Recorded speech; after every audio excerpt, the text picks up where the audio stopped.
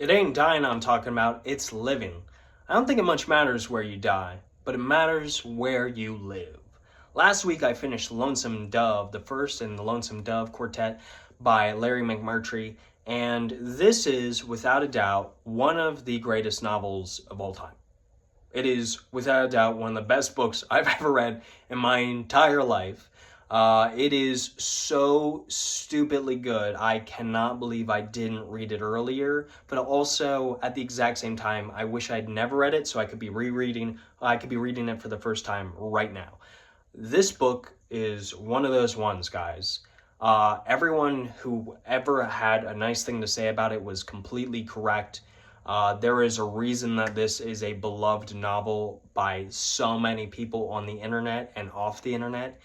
There's a reason that it is often in contention for the great American novel. In my opinion, it absolutely should be the great American novel. And it's just absolutely brilliant. It's breathtaking. It's an epic.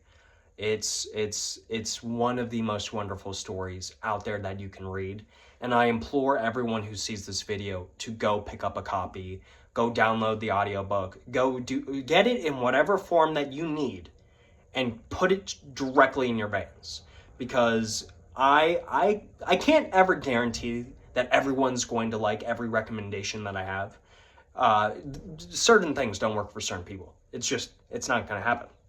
But I think the vast majority of people who watch my content or who read books are going to find something in Lonesome Dove that they connect with, that they love, that makes them as joyful as I am when reading it.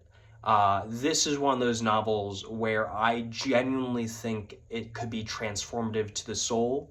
And I'm not even kidding when I say, after reading this novel, I felt like I had a new appreciation for life. That is how monumentally good it is. So if you've never heard of Lonesome Dove, let me just give you a quick rundown.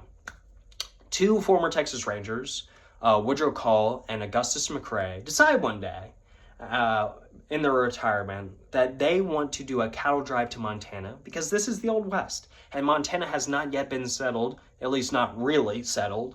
And Lonesome Dove is essentially an examination of the Old West and a great adventure story filled with romance, action, adventure, tragedy, just everything.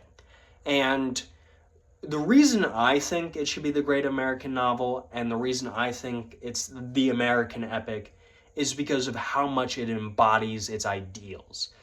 This is not a book that attempts to apologize for the Old West. It does not attempt to apologize for westward expansion. It doesn't paint it as a good thing, but it also does not demonize it. This is not a romanticization of the Old West like you might see in like a spaghetti western or, like a John Wayne film, but it's also not a demonization of the Old West. It's not an anti-western like, Blood Meridian or something like that. It is simply just telling a story set in the Old West and painting it as it was, both an incredibly rugged and awful place at times to live, but also beautiful, captivating, and full of life.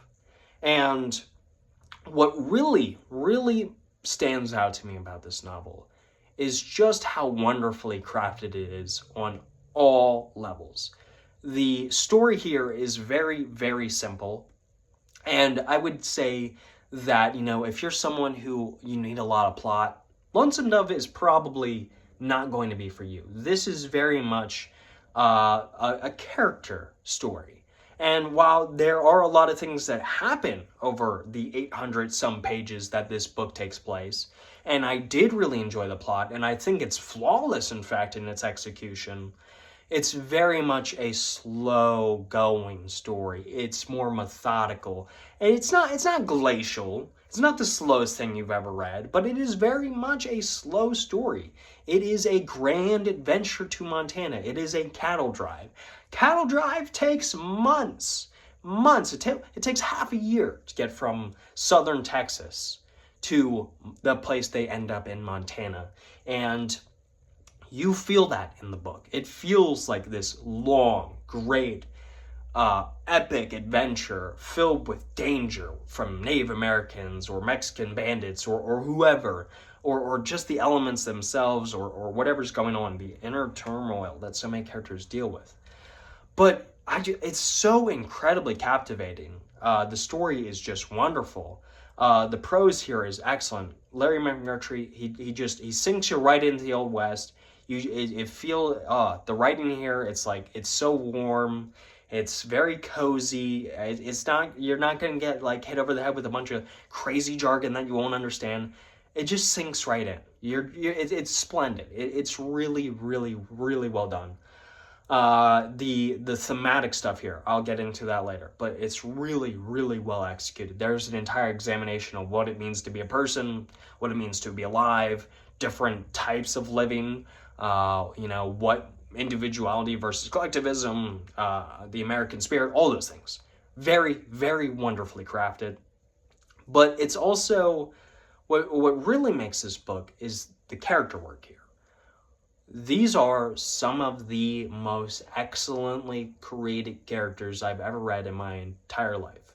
And they only have 800 pages to exist. I mean, there's obviously more books in this quartet, but Lonesome Dove is very much its own thing. You could read it as a standalone and be completely fine. And yet these characters just come to life in them. And you're gonna fall in love with some of them. You're gonna like some of them. You're gonna hate some of them. You're gonna loathe some of them. But Larry McMurtry, he has such a deep talent for writing such good characters. This is one of those books where I can truly say, wow, a man wrote a woman well. And he did. He wrote women very, very, very well in this, while also taking into consideration the time and place in which he wrote them. There are prostitutes in this. There are women on the Western frontier. There are things that happen that are bad to women and men, obviously. Bad things happen to men in this book too. But, I'm just, before you read this, trigger warning. I'm just gonna put that out there, trigger warning. Having said all that, though, the characters are so well realized, especially Woodrow Call and Augustus McCrae, who are our two main characters, and they are great contrasting characters, because Augustus McCrae is very much this lethargic, enjoy every moment, breathe it all in kind of person, whereas Woodrow Call is this stoic type. He is the one who works. He is the one who, he doesn't talk a lot. He's a doer. He's not necessarily not a thinker, but he's not a thinker in the way Augustus McCrae is. And the way that these characters all intertwine with one another and interweave and connect with one another over these 800 pages is just beautiful. Beautiful to see, because there's a huge cast of characters, and at first you might be like, how does this connect? Who is this character? But the way it all just comes together over the course of this novel, and by the end, it's truly breathtaking. It's absolutely just wonderful to read. And it's just one of those books I really deeply recommend to everyone, but especially my fellow Americans, because there is just something deeply profound about this book I found as an American myself.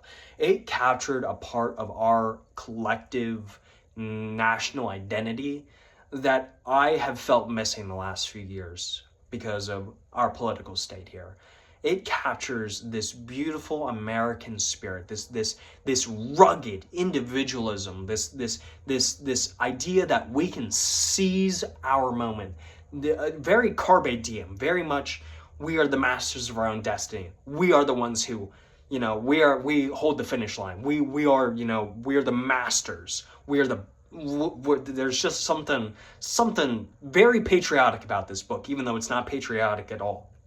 That had my blood pumping, but in a way that's not like corrupted. It's not twisted. It's very much it's in conversation with itself. There's this rugged individualism, but there's also this collective identity of caring about your neighbor. There's this deep sense of dignity that I feel like we've lost as a nation, that this book perfectly captures. And it's wonderful. It's a wonderful book. Its characters are great. The storytelling is great. The prose is great. The thematic stuff is great. And it's all wrapped together in this beautiful Old West setting that really captures a lot of the American identity. And it's one of those books where I have to say, if you're not reading it, if you don't want to give it a chance, please reconsider. Because it is one of the best novels I've ever read in my entire life. It is beautiful. It's sad. It's epic. It's melancholic. It's joyful. It's everything. It's a 10 out of 10. Lonesome Dove is one of the best books I've ever read. Please read it.